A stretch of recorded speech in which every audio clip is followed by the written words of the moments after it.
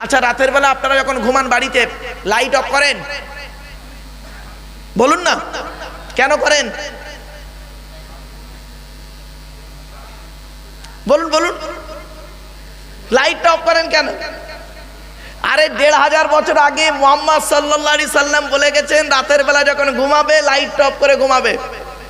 আপনি হয়তো মুসলিম, আপনি বলবেন আল্লাহর নবী বলেছেন তাই লাইটটা অফ করে আমি ঘুমাচ্ছি। কিন্তু শুনে নিন, আধুনিক বিজ্ঞান গবেষণা করে বলছে রাতের বেলা লাইটটা অফ করে থাকলে ঘুমালে ব্রেনটা ঠিক মতো কাজ করে। আচ্ছা, ব্রেনও একটু নিস্তব্ধ পায়, একটু নাড়াচাড়া, ওর ব্রেনের যে অর্গানগুলো একটু ঠিক ভালো করে ঘুরিয়ে ঘাড়িয়ে নেয়, আর ও একটু ঠান্ডা থাকে। আর শুধু তাই নয়, চোখেরও উপকার। ওই জন্য মুহাম্মদ সাল্লাল্লাহু আলাইহি ওয়াসাল্লাম বলে গেলেন লাইটটাকে অফ করতে। আজ ১৫০০ বছর আগে আধুনিক বিজ্ঞান গবেষণা করে বের করলো। আপনি কি জানেন? শুধু তাই নয়, সৃষ্টিকর্তা বলছেন তুই তোর ব্রেনটাকে ঠিক রাখ। ১ নাম্বার তোর ব্রেনকে তৈরি করেছি। ২ নাম্বার হার্টটাকে তুই ঠিক রাখ, হার্ট ব্লক হয়ে গেলে তোর জীবন শেষ। ৩ নাম্বারে বলা হয়েছে যে তুই তোর লিভারটাকে ঠিক রাখ। ম্যাক্সিমাম লোক লিভারের সমস্যায় ভুগছে, লিভারের সমস্যায় ভুগছে। মনে রাখবেন, লিভারটা হলো আল্লাহর দেওয়া একটা নিয়ামত। ৪ নাম্বার হলো কিডনি। পর্যাপ্ত পরিমাণ পানি পান করবেন। সৃষ্টিকর্তা মুহাম্মদ সাল্লাল্লাহু আলাইহি সাল্লাম তার নবী, সৃষ্টিকর্তার নবী হলেন মুহাম্মদ সাল্লাল্লাহু আলাইহি সাল্লাম। তিনি তার জীবনে কয়েক কটা গুরুত্বপূর্ণ খাবার খেতে ভালোবাসতেন। তার মধ্যে একটা হলো কি জানেন? পানি। মুহাম্মদ সাল্লাল্লাহু আলাইহি সাল্লাম যে খাবারগুলো খেতেন, সেই খাবারগুলো নিয়ে আপনি গবেষণা করলে পাবেন। কানাডার টরন্টো ইউনিভার্সিটি অ্যানাটমি বিভাগের প্রফেসর, বিখ্যাত পণ্ডিত বৈজ্ঞানিক উইলিয়ামস হার্ভে, তিনি মুহাম্মদ সাল্লাল্লাহু আলাইহি সাল্লামের এই জিনিসগুলো নিয়ে গবেষণা করে বের করছেন। বলছেন যে মুহাম্মদ সাল্লাল্লাহু আলাইহি সাল্লাম যে খাবারগুলো খেতেন, সেই খাবারগুলোর মধ্যে অত্যাধিক প্রোটিন এবং এর মধ্যে অনেক যুক্তিও রয়েছে। ১ নাম্বার, তিনি বেশি বেশি পানি পান করতে বলেছেন। তিনি স্বচ্ছ পানি পান করতেন। মুহাম্মদ সাল্লাল্লাহু আলাইহি সাল্লাম বলে গেলেন, আধুনিক বিজ্ঞান মেডিকেল সায়েন্স গবেষণা করে বলছে একজন মানুষের দেহের মধ্যে সারাদিনে কমসে কম ৪ থেকে ৫ লিটার পানি পান করতে হবে, নইলে তার কিডনির প্রবলেম হবে। ১৫০০ বছর আগে নবী মুহাম্মদ সাল্লাল্লাহু আলাইহি সাল্লাম বললেন, আর এখন সেটাকে গবেষণা করে বের করলেন। ভাবতে পেরেছেন? শুধু তাই নয়, তিনি আরো বললেন তার প্রিয় খাবার ছিল কি? মুহাম্মদ সাল্লাল্লাহু আলাইহি সাল্লামের প্রিয় খাবার ছিল খেজুর। খেজুরের মধ্যে কত প্রোটিন আছে জানেন? ভাবতে পারবেন না। খেজুর প্রিয় খাবার ছিল মুহাম্মদ সাল্লাল্লাহু আলাইহি সাল্লামের। আবার খেজুরের মধ্যে সবথেকে দামি খেজুর যেটা, নাম হলো তার আজওয়া খেজুর। আজওয়া খেজুর যদি আপনি খান অনেক উপকার পাবেন। মুহাম্মদ সাল্লাল্লাহু আলাইহি সাল্লাম বলে গেলেন, এখন সেটাকে গবেষণা করে বের করলো। মুহাম্মদ সাল্লাল্লাহু আলাইহি সাল্লামের প্রিয় খাবার ছিল দুধ, খাঁটি দুধ। দুধের মধ্যে কত রকমের ভিটামিন আছে জানেন? বহু রকমের ভিটামিন পাবেন।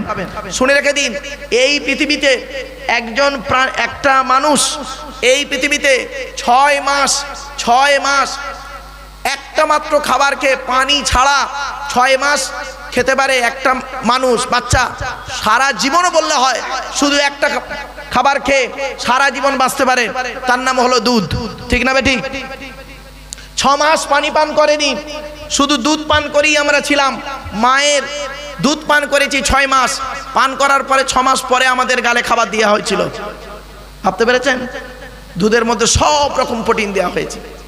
মুহাম্মদ কোরআনে বলা হয়েছে বাচ্চার মাকে বলা হয়েছে, এই বাচ্চার মা, তুমি তোমার বাচ্চাকে দুধ পান করাবে 2 থেকে 2.5 বছর। আধুনিক বিজ্ঞান গবেষণা করে বলছেন পৃথিবীর যত দুধ আছে, পৃথিবীর যত প্রোটিন আছে, একটা নবজাত শিশুর জন্য সবথেকে দামি প্রোটিন হলো, দামি খাবার হলো মায়ের দুধ। অনেক সময় মা বোনরা কি করে জানেন? বাচ্চা হয়ে গেলেই প্রথম দুধটা ফেলে দেয়। আপনাদের এলাকায় এরকম একটা দেখবেন, হিন্দু মুসলিমের মেয়েদের মধ্যে একটা কাজ আছে কি, প্রথম বাচ্চা হলে প্রথম যে দুধটা হয় ওটাকে বের করে ফেলে দেয়। খবরদার দেবেন না। আমরা বলি শাল দুধ, আপনারা কি বলেন জানি না। তো প্রথম যে দুধটা পান করে অত্যাধিক প্রোটিন বাচ্চার জন্য। মুহাম্মদ সাল্লাল্লাহু আলাইহি সাল্লামের উপরে যে কোরআন নাজিল হয়েছে, সেখানে বলা হয়েছে মায়েরা তোমরা তোমাদের বাচ্চাদের 2 থেকে 2.5 বছর দুধ পান করাবে। আর এখনকার মায়েরা দেখবেন 6 মাস দুধ পান করানোর পরে দেখবেন কি করে, একটা করে ফিটার ধরিয়ে দেয়। ফিটার ধরিয়ে দেয়। আপনি কি জানেন আপনার বাচ্চার দুধ আপনি যত পান করাবেন তত এমন একটা সময় আসবে আপনার সঙ্গে আপনার বাচ্চার একটা ভালোবাসা জন্মে যাবে। আপনি তো 6 মাস দুধ খাইয়েছেন, তা আপনি আর কি করবেন? আপনার ছেলে মাস্টার, ডাক্তার, ইঞ্জিনিয়ার, প্রফেসর হলে আপনি থাকবেন, ছেলে আমেরিকায় যাবে, মেয়ের বিয়ে দেবেন, ছেলে বউ বানিয়ে আমেরিকায় থাকবে, আপনি বুড়ো বুড়ি আর কোথায় যাবেন? শিক্ষিত মানুষ, আপনি বুড়ো বুড়ি বৃদ্ধাশ্রমেই যাবেন, মনে রাখবেন। এরপরে মুহাম্মদ সাল্লাল্লাহু আলাইহি সাল্লামের প্রিয় খাবার ছিল কি জানেন? মুহাম্মদ সাল্লাল্লাহু আলাইহি সাল্লামের প্রিয় খাবার ছিল দুটো মাংস। দুটো মাংস, একটা মাংসের নাম হলো কি জানেন? মোরগের মাংস। আর একটা খাবার হলো কি জানেন? বকরির পাঁজরের মাংস। উনি খেতে ভালোবাসতেন। শুধু তাই নয়, মুহাম্মদ সাল্লাল্লাহু আলাইহি সাল্লামের প্রিয় খাবারের মধ্যে ফল যত খেতেন, সিজনের ফলগুলো নবী খেতে ভালোবাসতেন। সিজনের ফল, এক এক সিজনে এক একটা ফল হয়, ওই ফলগুলো আপনি খাবেন। দেখবেন কয়েকদিন পানি না হলে তারপরে যখন পানি হয়, বৃষ্টি হয় আকাশ থেকে, যুবক যুবতীরা বা অনেক মানুষ তারা ওই বৃষ্টির পানিতে ভেজে। মুহাম্মদ সাল্লাল্লাহু আলাইহি সাল্লাম সিজনের প্রথম বৃষ্টি যখন হতো উনি নিজে ওই বৃষ্টির পানিতে ভিজতেন। কিছু বুঝতে পারছেন? বাড়ি থেকে ভাববেন। শুধু তাই নয়, মুহাম্মদ সাল্লাল্লাহু আলাইহি সাল্লামের ফলের মধ্যে দুটো খাবার খেতে উনি খেতে ভালোবাসতেন। একটা ফলের নাম হলো কি জানেন?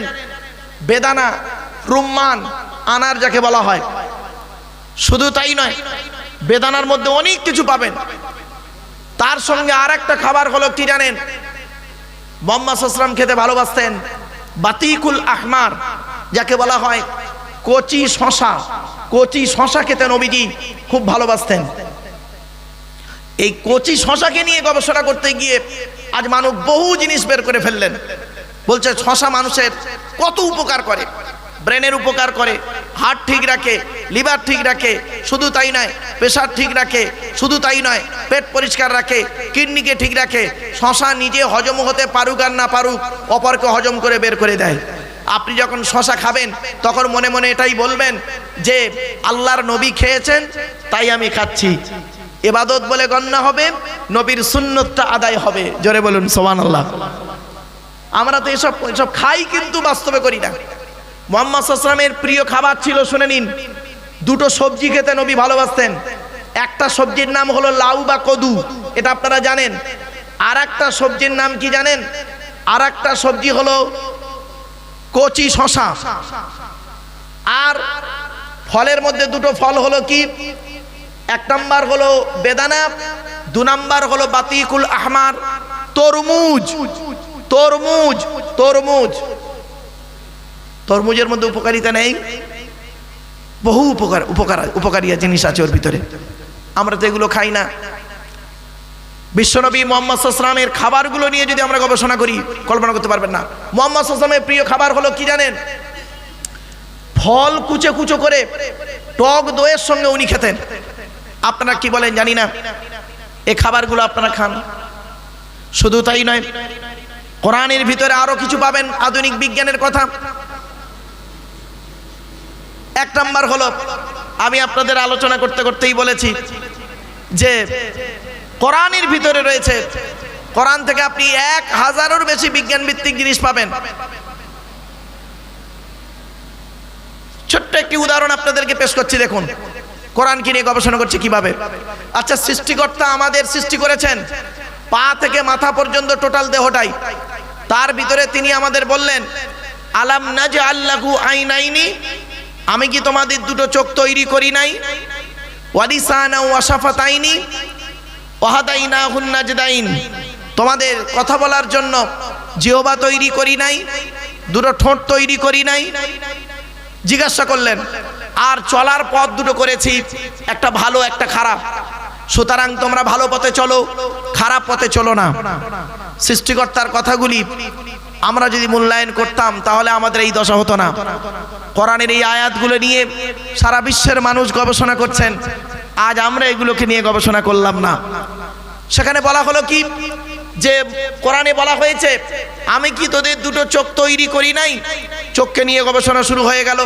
সারা পৃথিবীতে গবেষণা করতে করতে বের হয়ে এলো কি যে প্রত্যেক মানুষের চোখের সঙ্গে রেটিনার সঙ্গে অন্যের চোখের রেটিনার কোনো মিল নেই। বলা হয়েছে তোমাদের হাতের বুড়া আঙুলের ছাপ কি আমি আল্লাহ আলাদা করি নাই? তোমরা কি একবার ভাবো নাই? সেখানে ইনি গবেষণা করে বের করে এলো, গবেষণা করে বের করা হলো কি প্রত্যেকের বুড়া আঙুলের ছাপ অর্থাৎ 5টা আঙুলের ছাপ ফিঙ্গারপ্রিন্ট কোনো মানুষের সঙ্গে কোনো মানুষের মিল নেই।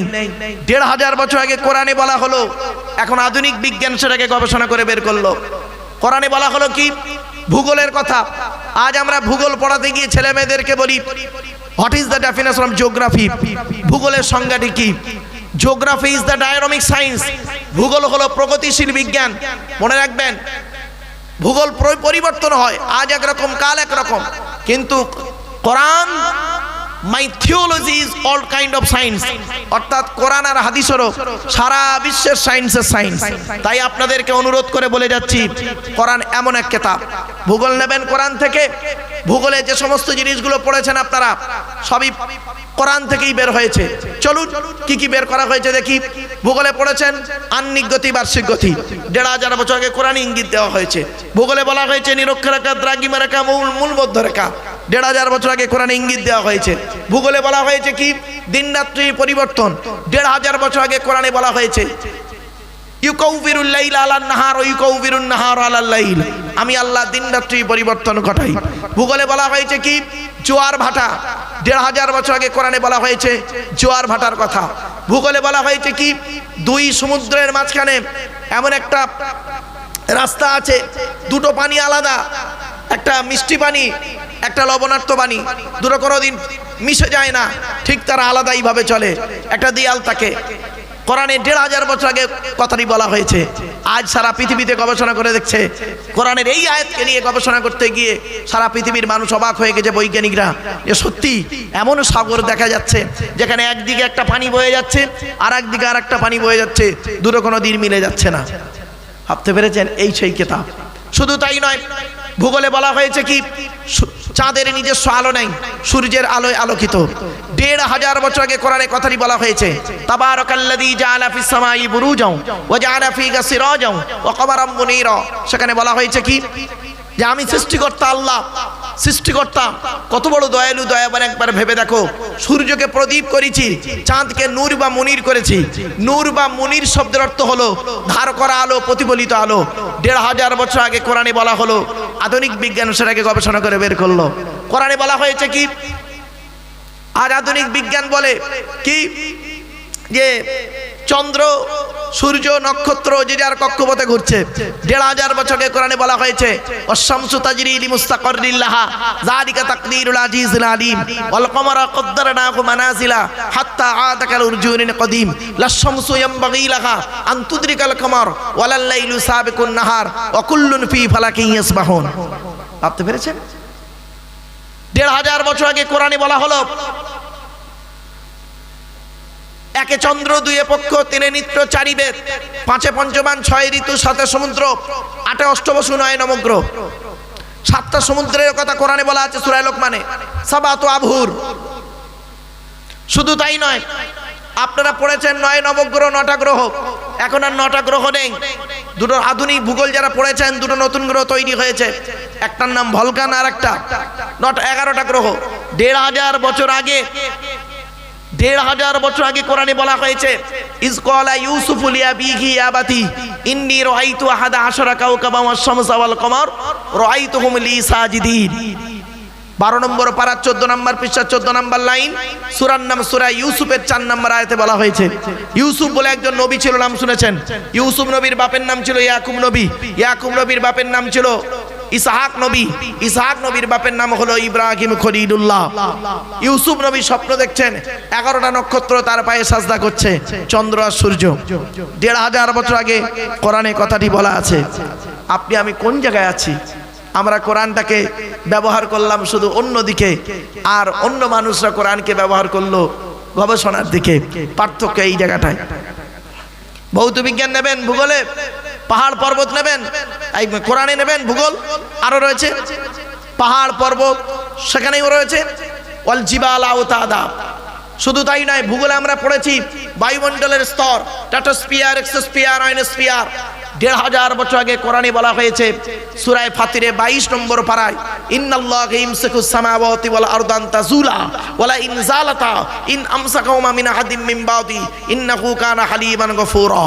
সেখানে বলা হয়েছে আসমান জমিনের মাঝখানে একটা স্তর রয়েছে, ওই স্তরের উপরে যারা থাকবে মহাশূন্যে ভেসে বেড়াবে, স্তরের নিচে যারা থাকবে মাটি তাদের আকর্ষণ করে রাখবে। কোরআনের এই আয়াত কিনে কে গবেষণা করলো? 1665 খ্রিস্টাব্দে আপেল গাছের তলায় গালে হাত দিয়ে বসে বসে চিন্তা করতে করতে বের করলেন, মধ্যাকর্ষণ শক্তি আবিষ্কার করলেন।